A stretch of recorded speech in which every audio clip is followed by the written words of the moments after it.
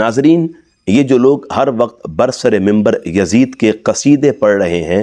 ان میں سے کسی بندے میں اتنا حوصلہ اور ظرف نہیں ہے کہ یہ اپنی عوام کے سامنے یزید کی موت کا واقعہ بیان کر سکیں۔ یاد رکھیے گا، یزید کی عبرتناک موت کے بارے میں ہماری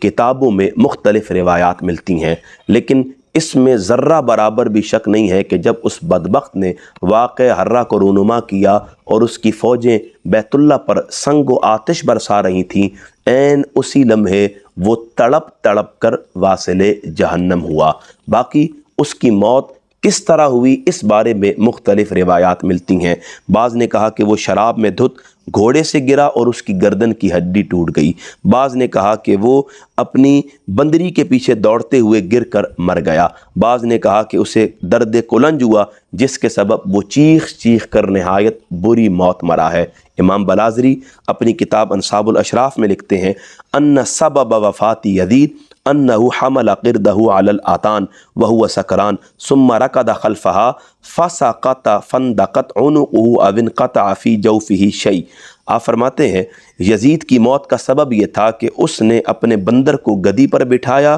اور وہ نشے میں تھا، پھر اس کے پیچھے بھاگا تو گر گیا اور اس کی گردن ٹوٹ گئی یا اس کے پیٹ میں سے کوئی چیز کٹ کر باہر آ گئی، یوں وہ مر کر واصل جہنم ہوا۔ اسی طرح امام ابن حبان لکھتے ہیں، وقد قیل ان یزید ابن معاویہ سکر لیلۃ وقام یرقص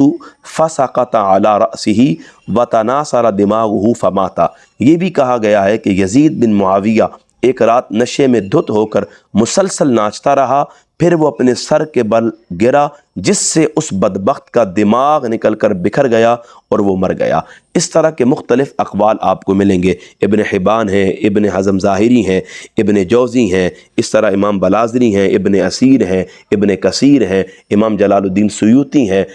ابن حجر حیتمی المکی ہیں۔ مختلف ائمہ ہیں جنہوں نے یزید کی موت کے بارے میں مختلف اقوال اپنی کتابوں میں جمع کیے، لیکن اس امر پر کوئی شک نہیں ہے کہ جب اس کی فوجیں بیت اللہ پر منجنیق سے حملہ کر رہی تھیں، عین اسی لمحے وہ بدبخت بری موت مر کر واصل جہنم ہوا۔ یہ جو لوگ ہر لمحہ یزید کے قصے سناتے ہیں، مناقب بیان کرتے ہیں، شانوں کا تذکرہ کرتے ہیں، من گھڑت باتیں سنا کر عوام کے ذہنوں کو خراب کرنے کی کوشش کرتے ہیں، یہ کبھی اس بدبخت کی موت کا واقعہ نہیں سنا سکتے، چونکہ اس کی موت عبرتناک تھی اور اللہ رب العزت نے اس کی موت کے ذریعے بھی بعض لوگوں کو ہدایت کا راستہ عطا کیا تھا۔